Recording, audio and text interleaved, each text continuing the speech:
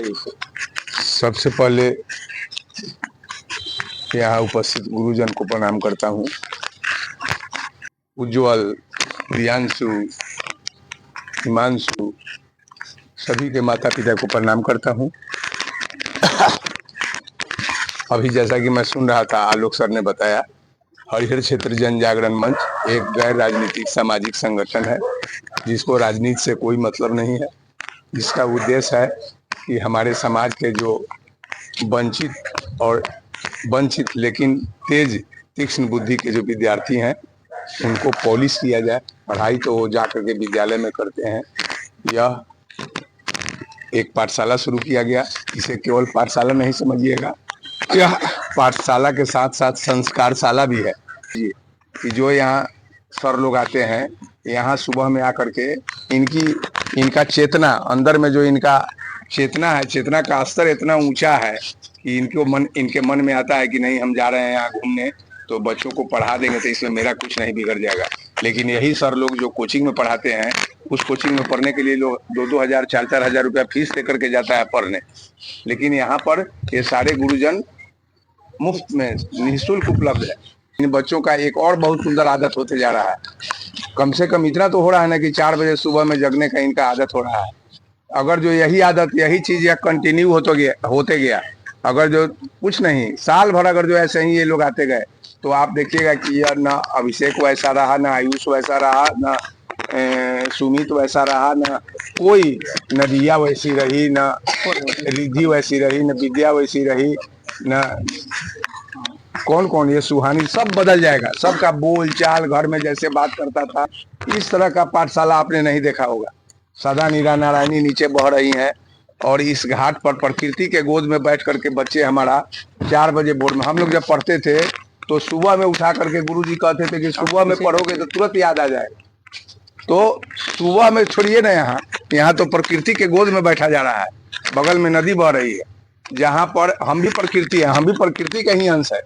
हमको लोहा पत्थर से हम लोग नहीं बने हुए हैं, और यह भी प्रकृति है। प्रकृति जब प्रकृति के साथ बैठ करके कोई काम करती है तो वह और सुगम हो जाता है और आसानी से बच्चे समझते हैं। इसके बाद यह विद्यालय जो है सो कि विषयों का ज्ञान कराता ही है, परीक्षा लेते हैं बहुत तरीका से। जो चीज स्कूल में नहीं होता होगा वैसे हमारे गुरुजन लोग परीक्षा लेते हैं, इनका रिजल्ट घोषित करते हैं, इनको इनाम दिया जाता है। जो फर्स्ट करते हैं उनको इनाम दिया जाता है, सेकंड करते हैं उनको इनाम दिया जाता है। ऐसे करके बच्चों को पढ़ाने का काम यहाँ हो रहा है और किसी के मन में कोई स्वार्थ नहीं है।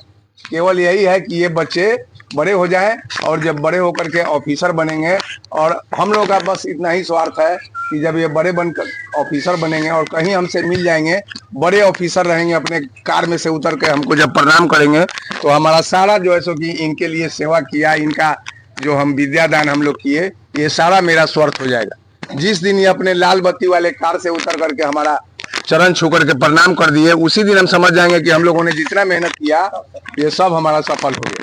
तो हम लोगों का यही मकसद है, और यह मकसद तब सफल होगा जबकि इन सारे बच्चों के माता पिता एकदम इसको सुबह में एकदम चलो जी उठो जी, एकदम 3 बजे से इन लोगों को, बच्चों को एकदम प्रयास कीजिए। अगर जो कोई बच्चा सवेरे नहीं सोएगा तो सवेरे जगेगा कैसे? पहला फंडा हमको आप जान लीजिए, हम लोग को यहाँ पर 4 बजे आना रहता है, 4:15 में आना रहता है, तो हम 7 बजे सुबह, रात में 7 बजे हमारा 7 साढ़े 7 तक मेरा खाना आ जाता है।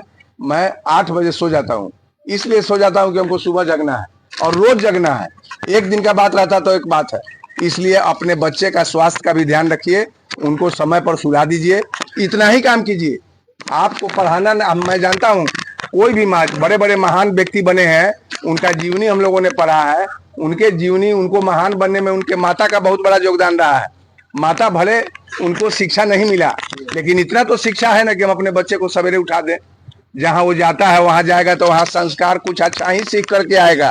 और हम लोग बीच बीच में भ्रमण के लिए भी ले जाते हैं। अभी हम लोग इस सबको वैशाली ले गए, वहाँ का जितना भी हिस्टोरिकल चीज सब है उसको दिखलाया, उसका ज्ञान बढ़ा, वहाँ जा करके सब चीज बताया गया। तो ऐसे करके जितना हम लोगों से बन पड़ रहा है, प्रयास हो रहा है।